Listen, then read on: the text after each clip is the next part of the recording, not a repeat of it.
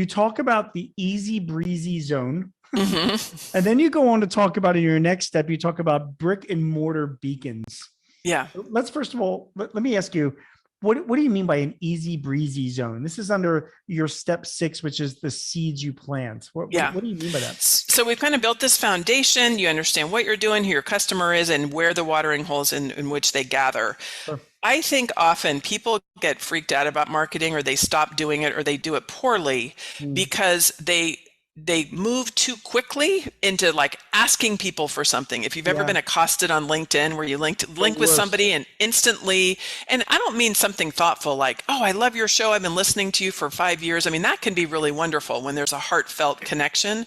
But generally, if the first time you meet somebody at a conference or, on LinkedIn or anywhere, they're immediately trying to sell you something, it feels so awkward. Agreed. And what I really want to bring back, and what I do always as a community builder, is to recognize there is this time where you're really just listening and getting to know somebody. You can just kind of relax if you're going for the first time into that association meeting where you've never been before. You don't have to be working the room and trying to close business. You can use it more as a chance to listen to, like, how are people talking about their business problems? What's important to them? Who are the other speakers? And then when you do have a conversation, just to take some time, right? To just get to know the person, not coming on so strong.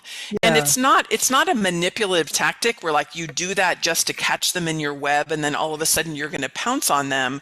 You to have the right kind of partners and customers, and in my experience now in 25 years, I have a lot of folks I am still connected with and I end up still doing business after all these years. Sure. You're looking for fun, interesting, creative people to work with. Like they Sure. want to work with somebody they really enjoy that can help them, and you really want to work with somebody who you believe in, who is interesting to work with. And so that just takes a little bit of time to relax, get to know people.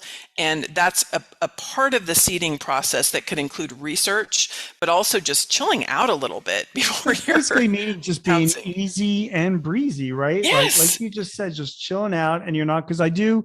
That happens to be on LinkedIn all the time. Sometimes I get just aggressive pitches from people that I don't even know from Adam.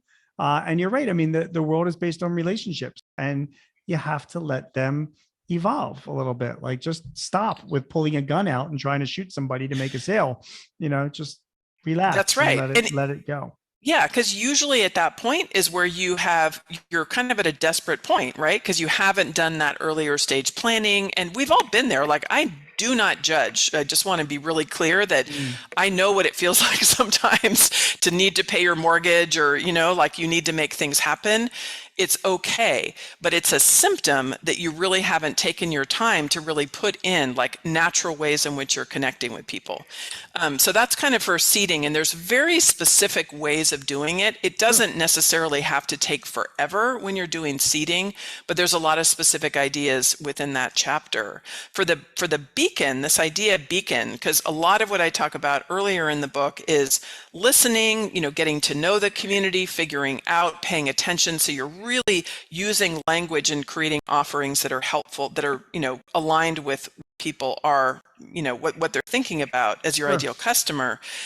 A beacon is really that place where what I define as a beacon is a specific communication vehicle that you use to share your thought leadership.